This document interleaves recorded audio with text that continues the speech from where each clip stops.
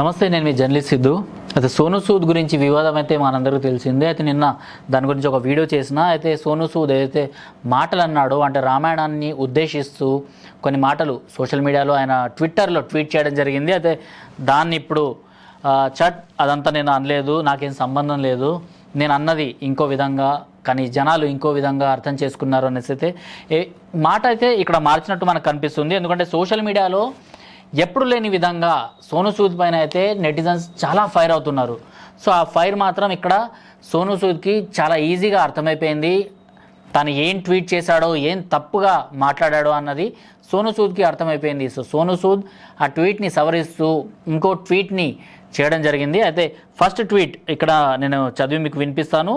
సోనూ సూద్ ఏమన్నాడంటే, spitting on food by a miscreant with lord Rama eating Shabari's berries. అంటే ఏదైతే food పైన ఉమ్మేస్తారో దాన్ని రామాయణంలో రాముడు ఏదైతే శబరి మాత ఎవరైతే ఉంటుందో ఆమె ఇచ్చిన నేరేడు పళ్ళు, ఎంగిలి నేరేడు పళ్ళు తినడం ఉందో దాంతో కంపేర్ చేస్తాడన్నమాట. He said, if lord Rama could eat Shabari's berries, why can't he eat rotis that have been spat on.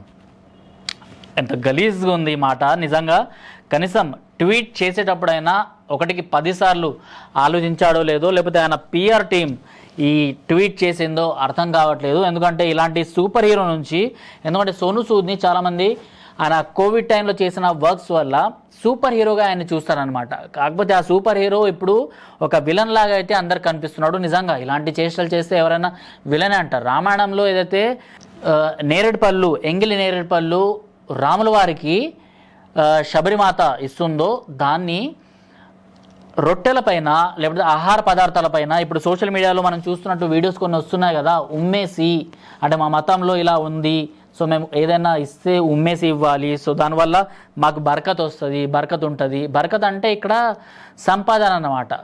So సంపాదన అలానే మిగిలిపోతుంది, అండ్ సంపాదన రెట్టింపు అవుతుంది అనేసి ఒక మతంలో ఏదైతే ఆచారం ఉందో దాన్ని కొలాజ్ చేస్తూ సో ఇక్కడైతే మాట్లాడడం జరిగింది. అండ్ దాని తర్వాత నెటిజన్స్ ఈయనపైన ఫైర్ అయ్యాక దాన్ని మాట మార్చిండు. అయితే సోనూ సూద్కి సంబంధించిన ట్విట్టర్లోనే ఇప్పటికీ ఆ ట్వీట్ ఉంది. ఆ ట్వీట్ నేను ఒకసారి మీకు చదివి చూపిస్తాను.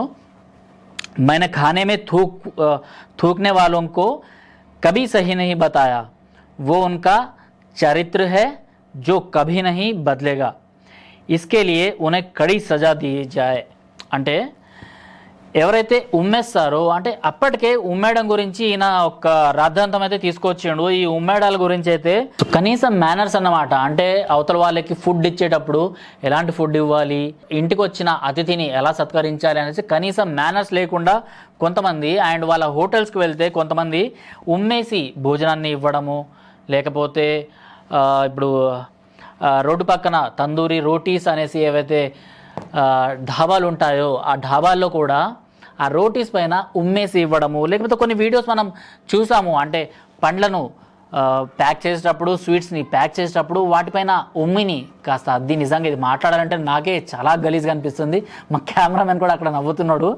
అంటే ఇలాంటి జనాలు కూడా ఉంటారనేసి. అయితే సోషల్ మీడియాలో అయితే ఇలాంటి వీడియోస్, వేల కొద్ది వీడియోస్ అయితే మనకు కనిపిస్తాయి. అండ్ దాని జస్టిఫికేషన్ గురించి అయితే నిన్న నేను ఒక ఆయన్ని అడగడం జరిగింది, ఒక ముస్లిం మిత్రుడిని అడగడం జరిగింది. ఆయన కూడా దాన్ని నిజమనేసి ఒప్పుకున్నాడు. అంటే కొంతమందిలో ఇదంతా ఉంటుంది అనేసి ఆ వీడియో మీరు ప్రీవియస్ వీడియోలో మీరు చూసుకోవచ్చు. అయితే ఈ జస్టిఫికేషన్ని కాస్త పక్కన పెడితే కనీసం మనుషుల్లాగా బతకాలి, అవతల వచ్చేవాడు కూడా మనిషే కదా అనేసి ఆలోచించకుండా ఇలాంటివన్నీ చేస్తున్నారు కదా. సో దీనికి సపోర్ట్ చేస్తూ సోనూ సూద్ ఒక ట్వీట్ అయితే చేసిండనమాట. దాని తర్వాత తనకు జ్ఞానోదయం అయిందో, లేకపోతే సోషల్ మీడియాలో ఆయన్ని ఒక విలన్ లాగా చూస్తున్నారు కదా అనేసి అర్థమైందో.